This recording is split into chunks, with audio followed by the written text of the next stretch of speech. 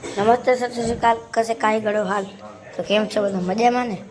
તો ચાલો હું તમને અમારી વસરી દેખાડું. તો અમારી વસરી છે, આ ઇન્ડોરો છે એ ચકવા માટે બધા ભાઈબંધો ચકતા હોય. આ કબાટ છે XYZ સામાન રાખવા માટે જો આવી રહ્યો. અને પછી આ મારો ઇન્ડોરો છે તો તમે દેખાડ્યો તો બીજી વાર દેખાડી દો.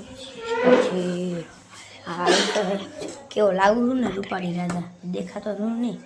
આ મારી બેન છે 10માનું, પછી તમને દેખાય જ છે. તો પછી ચાલો હવે તમને દેખાડો. મારા દાદા હે રુદ્રાક્ષી અલ્ટ્રાસોન્ધિયાનું કામ કરે છે. પહેલાં સંક્રાંતમાં ઊંધિયું બનાવ્યું હતું.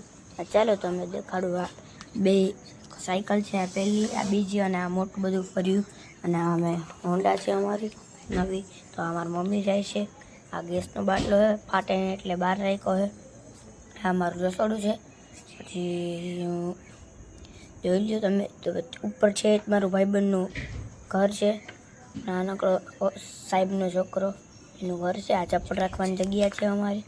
તો અમે નવું હોન્ડા લીધું એનું થોડું તમને બતાડી તો દઉં ને, કેમ કે મહાકાલ લખ્યું છે અહીંયા અને પાછળ લખ્યું છે ગોસ્વામી. જોઈ લો તમે, ઉડે તો જાઓ બગડો. તો ચાલ્યો હવે તમને જાઉં હું પાછો ઓસરીમાં. તો જો અમારી બેને તમને દેખાડી તો ખરા. 500 વાર ન દેખાડવાની હોય, એક જ વાર દેખાડવાની હોય. તો તમને મળ્યો હું આગલા બ્લોગમાં. તો નમસ્તે.